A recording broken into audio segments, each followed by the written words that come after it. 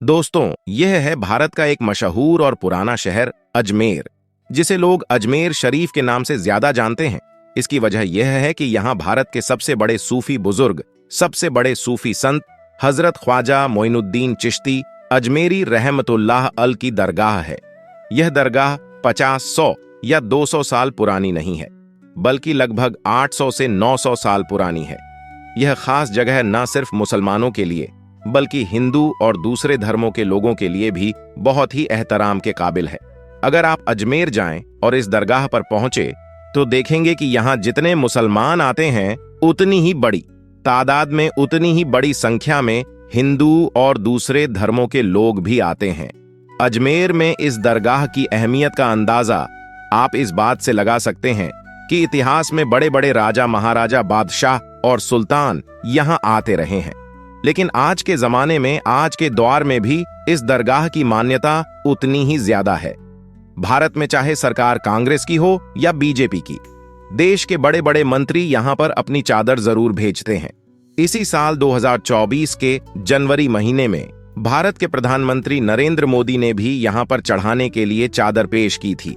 अब अगर हम कुछ दिलचस्प और ऐतिहासिक हकीकत की बात करें तो भारत के एक ताकतवर और मशहूर मुगल बादशाह अकबर सम्राट से जुड़ी एक खास कहानी सामने आती है।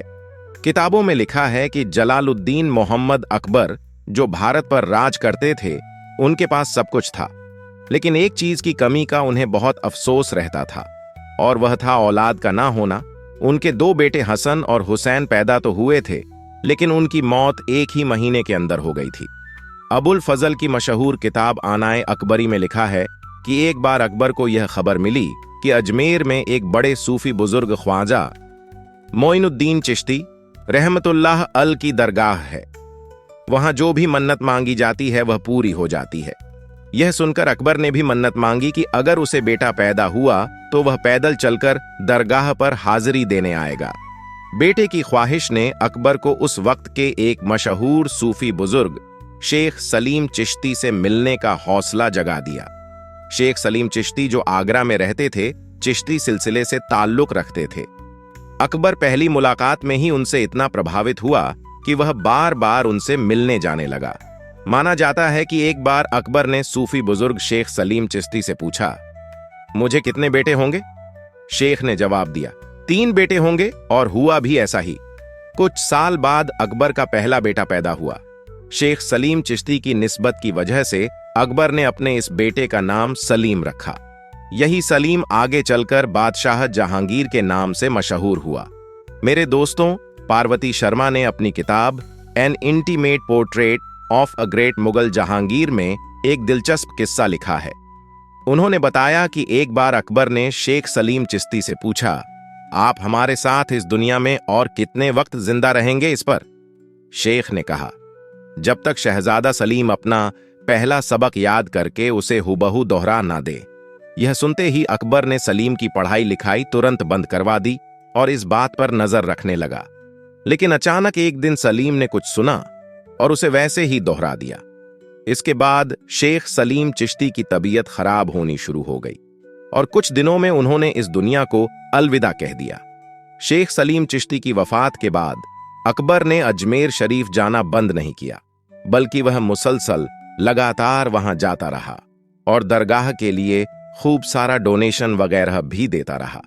अब अगर हम ख्वाजा गरीब नवाज रहमतुल्लाह अल की जिंदगी पर नजर डालें, जिनकी दरगाह अजमेर शरीफ में है, तो इतिहास बताता है कि उनकी पैदाइश 1141 ईस्वी के करीब ईरान के सिस्तान शहर में हुई थी। बहुत कम उम्र में उनके वालदैन यानी माँ बाप का विसाल हो गया। इसके बाद ख्वाजा मोइनुद्दीन चिश्ती सूफी इज्म यानी सूफी जिंदगी से बहुत प्रभावित हो गए। बाद में उन्होंने बुखारा का सफर किया, जो उस वक्त दुनिया का एक बड़ा व्यापारिक केंद्र था। आज के वक्त में यह शहर उज्बेकिस्तान में है। यहां पर उनकी मुलाकात चिश्ती सिलसिले के सूफी बुजुर्ग हजरत ख्वाजा उस्मान हारूनी से हुई। यह ख्वाजा मोइनुद्दीन चिश्ती के सबसे बड़े उस्ताद यानी टीचर बने। दोनों ने साथ में मक्का और मदीना का सफर भी किया। ऐसे ही सफर के दौरान ख्वाजा मोइनुद्दीन चिश्ती को एक ख्वाब में पैगंबर हजरत मोहम्मद सल्लल्लाहु ताला अलैहि व आलि वसल्लम का दीदार हुआ। और उनकी तरफ से ही इनको हिंदुस्तान के दिल्ली जाने का हुक्म दिया गया। यहीं से उनका हिंदुस्तान का सफर शुरू हुआ। माना जाता है कि 12वीं सदी के आखिर में यह दिल्ली पहुंचे और फिर अजमेर गए।